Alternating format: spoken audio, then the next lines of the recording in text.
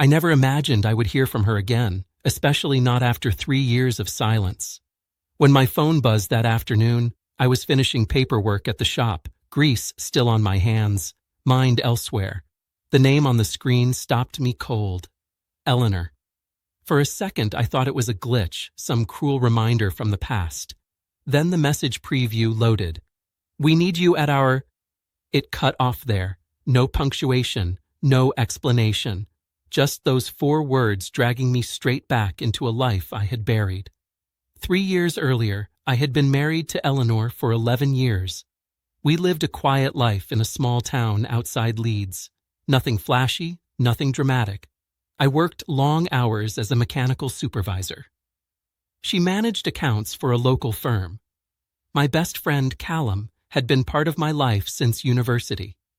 He was at our wedding, stood beside me, hand on my shoulder, promising loyalty the same way Eleanor promised forever. The affair didn't come with warning signs or whispers. It came with a single photo. A mutual friend, uncomfortable but honest, sent it late one night. Eleanor and Callum together, too close to be misunderstood. I remember sitting at the kitchen table staring at my phone until the sun came up. No yelling followed. No confrontation scene worthy of a film. I packed a bag, left the house keys on the counter, and walked out before either of them woke up. The divorce was fast. Clean, if you can call betrayal clean. Eleanor didn't fight it. Callum disappeared from my life entirely. Mutual friends chose sides or drifted away. I moved cities, rebuilt quietly, piece by piece. New flat, new routines, new people who didn't know my history. I learned how to be alone without feeling empty. I stopped checking old photos. I stopped asking why. Most importantly, I stopped needing answers. That's why the text unsettled me.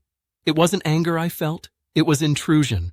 Like someone knocking on a door they no longer had the right to approach. I didn't respond right away. I finished my work, drove home, cooked dinner, and let the message sit unanswered.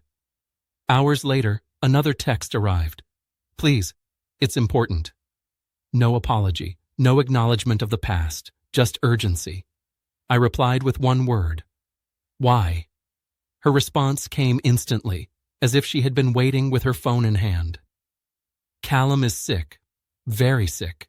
He asked for you." I read it twice, then set the phone down. The room felt too quiet. Of all the things she could have said, that wasn't one I had prepared for. 3 years of silence, and now I was being summoned back into their world like unfinished business. I didn't sleep much that night, not because I missed them, but because old memories resurfaced uninvited. Laughter from pub nights, shared holidays, the kind of history you can't erase, only lock away. By morning, my decision was clear. I wasn't going for them. I was going for myself, to close a door that had been left ajar. The address Eleanor sent was unfamiliar. A small house near the coast, far from where we used to live. When I arrived, I sat in my car for a moment, engine off, hands steady. I wasn't nervous. I was resolved. Eleanor opened the door before I knocked. She looked older, thinner, like time had been unkind in ways it hadn't been to me.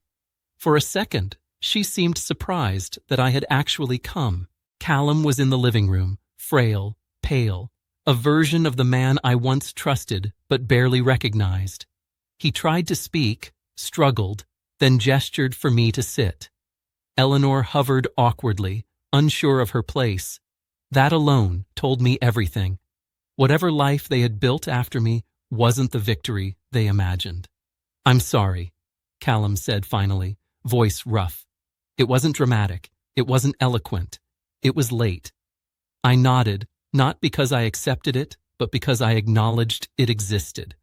He spoke about regret, about consequences, about wishing he had done things differently. I listened without interrupting, without reacting. His words didn't carry power anymore. When he finished, there was an expectation in the room, unspoken but heavy. Forgiveness, closure, something to ease their conscience. I stood up. I told them both the truth, calmly, evenly. that I had rebuilt my life without them, that the worst part of betrayal wasn't the pain, but the theft of trust, and that while I no longer carried anger, I also didn't carry obligation. Eleanor's eyes filled with tears. Callum looked away. I wished him peace, not reconciliation. Then I walked out. No dramatic exit, no lingering looks, just finality. Outside, the sea air felt sharp and clean. I got into my car and drove home, the weight I hadn't realized I was carrying finally gone. That night, my phone stayed silent, and for the first time since that initial text, I slept deeply, knowing some doors don't need reopening, only closing properly. In the days that followed, I thought about how easily the past tries to reclaim space in your present. Not because it belongs there, but because familiarity feels entitled. I realized their message was never really about needing me. It was about easing their own fear of ending a story without absolution. Life doesn't work that way. Some chapters end without resolution, and that's not cruelty, it's consequence. I didn't gain anything material by going back, but I gained certainty. I had chosen myself when it mattered, and I chose myself again. Healing isn't loud. Strength isn't theatrical. Sometimes it's just the quiet refusal to step back into someone else's chaos. Whatever happens to them is no longer my responsibility, and whatever lies ahead for me is no longer shaped by what they did. That knowledge is enough, and it's something no one can take from me again. I walked forward, lighter, steadier, and done with them.